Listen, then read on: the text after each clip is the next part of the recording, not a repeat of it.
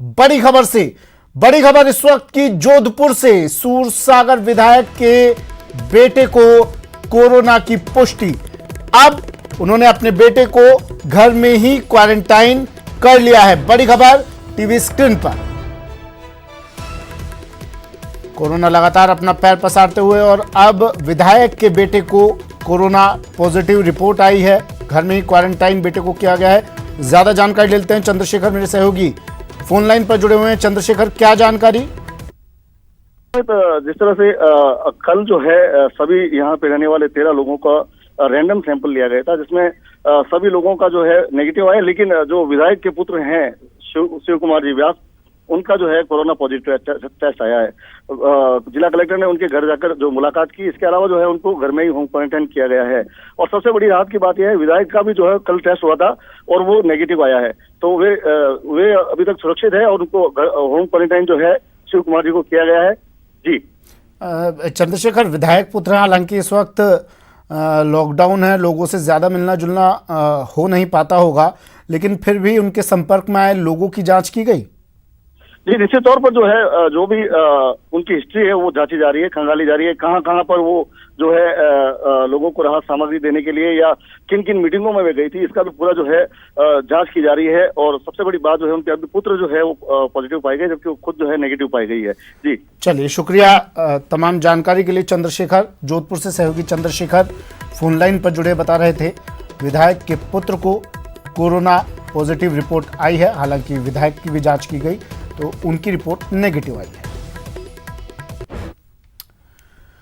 पुलवामा में आतंकी हमला हुआ है। पुलिस और सीआरपीएफ पर यह हमला किया गया। बड़ी खबर टीवी स्क्रीन पर। एक पुलिसकर्मी इस हमले में शहीद हो गए हैं और एक घायल है।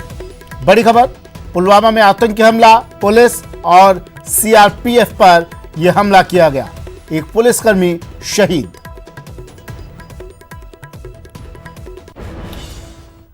और अब बात अम्फान की। अम्फान ने तबाही मचा दी है। तूफान अम्फान ने बंगाल में भीषण तबाही मचा दी है। 72 लोगों की मौत अम्फान के कारण हो गई। अकेले कोलकाता में ही 17 लोगों की मौत हुई है। पेड़ गिरने और दीवार गिरने से मौत हुई।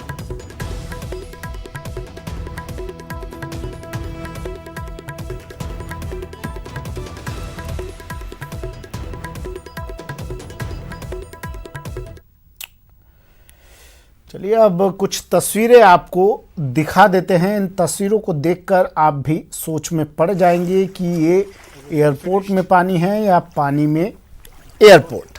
जी हाँ, इन तस्वीरों को देखिए और पहचानने की कोशिश कीजिए, आखिर ये है क्या। समंदर के किनारे एयरपोर्ट है या एयरपोर्ट में समंदर घुस आया है। ये नज़ारा है कोलकाता एयरपोर्ट का। जी हाँ, ये है सुभाष चंद्र बोस टर्मिनल और इसका ये हाल किया है अम्फान तूफान ने। यहाँ अम्फान ने जमकर तबाही मचाई है। हालात ये हो गए हैं कि चारों तरफ बस पानी ही पानी दिखाई दे रहा है। ऐसा लग रहा है जैसे हवाई जहाज पानी में तैर रहे हैं। टर्मिनल में तबाही का मंजर साफ साफ दिखाई दे रहा है।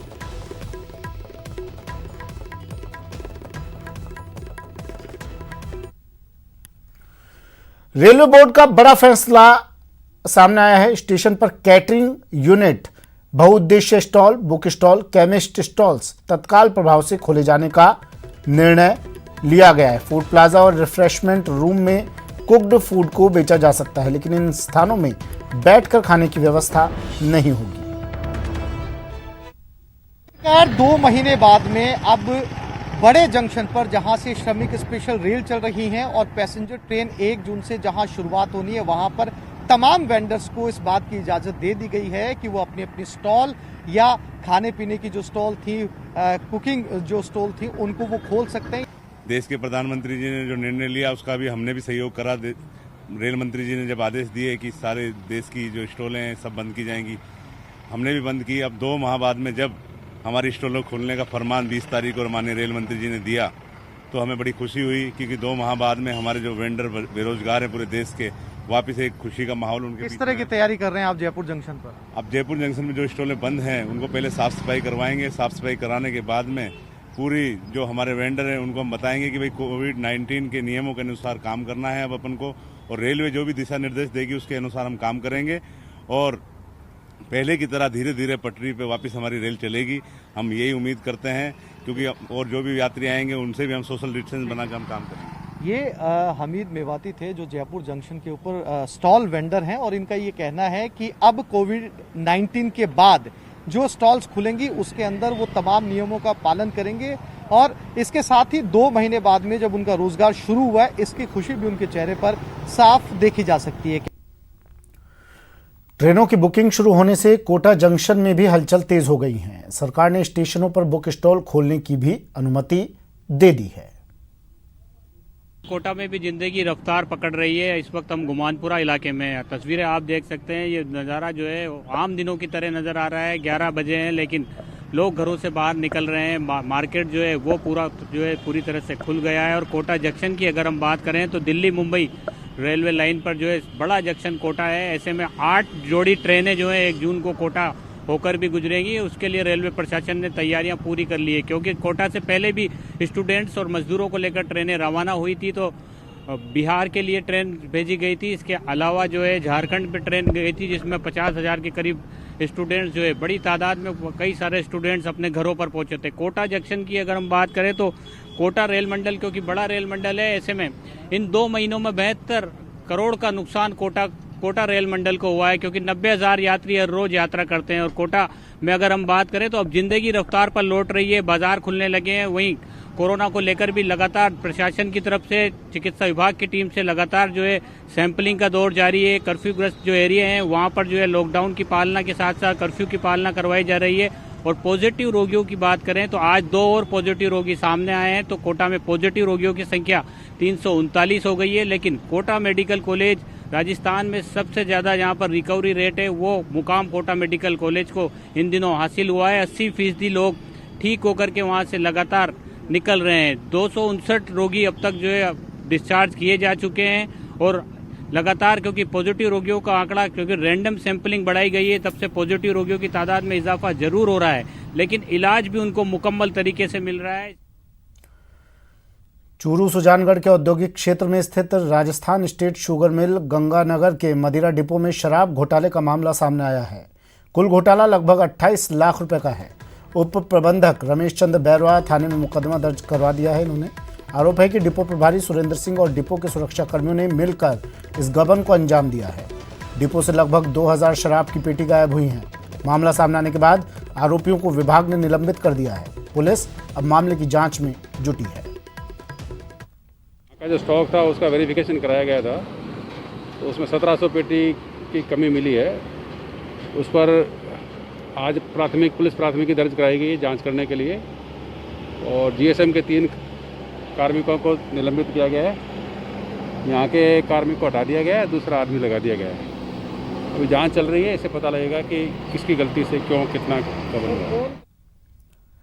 और चलिए अब हम आपको टिड्डी टेरर रिटर्न्स की 4 तस्वीरें दिखाते हैं। ये तस्वीरें हैं करौली, बीकानेर, बांसवाड़ा और दौसा की। आसमान से उड़ते आतंक ने किसानों का जीना मुहाल कर दिया है और ये टिड्डियां खड़ी फसलों को चट कर रही हैं।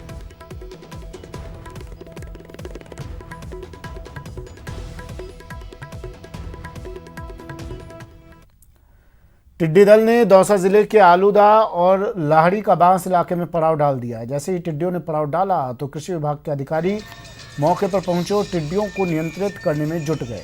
इस दौरान कीटनाशक का स्प्रे कर टिड्डियों को नष्ट किया गया।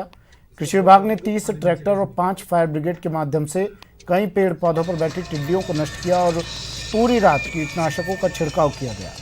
टिड्डियों ने आलूदा गांव में आम, जामुन, सब्जियों और हरे चारे में भारी नुकसान पहुंचाया है। आलूदा और लाहड़ी का आवास इलाके में आम के कई बगीचे हैं जो इस टिड्डी अटैक के चलते नष्ट हो गए। श्रीमान संयुक्त निदेशक कृषि के निर्देशन में पूरे विभाग के अधिकारियों द्वारा रात्रि में यहाँ मिलकर के और टिड्डियों के नियंत्रण के लिए 30 ट्रैक्टरों से पावर स्प्रेयरों से यहाँ कीटनाशी दवाइयों का स्प्रे किया गया है। साथ ही फायर ब्रिगेड की जो मशीनें हैं उनके माध्यम से भी यहाँ कीटनाशी दवाइयों का स्प्रे किया गया है। और क्षेत्र के सभी किसान जनप्रतिनिधियों की सहायता से कृषि विभाग के आला अधिकारियों द्वारा टिड्डी नियंत्रण की पूरी कार्रवाई की गई है। और अभी भी हमारी जो कार्रवाई है जारी है। टिड्डियों के बढ़ते आतंक के कारण किसानों को फसल के नुकसान का डर सता रहा है। कोलायत में किसान थालियां पीटकर टिड्डियों को भगाने की कोशिश कर रहे हैं।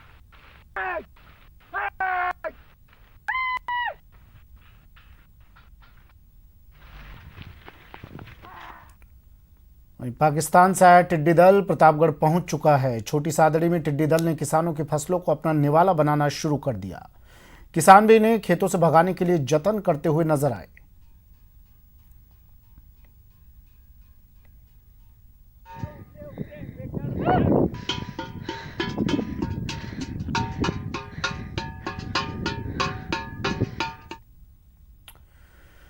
टीवी स्क्रीन पर पहली बार कोरोना वार्ड कैसे होता है इलाज, देखिए शाम 4:56 पर ऐसे हारता है कोरोना।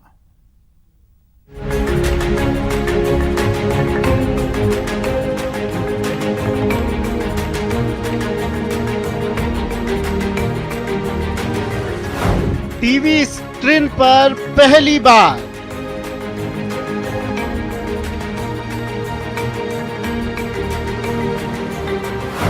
कोरोना वार्ड से कोरोना की लड़ाई।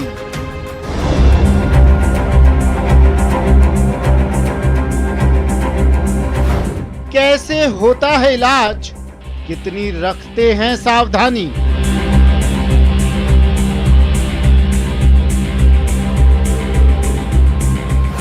कैसे हारता है कोरोना, जीत जाता है इंसान।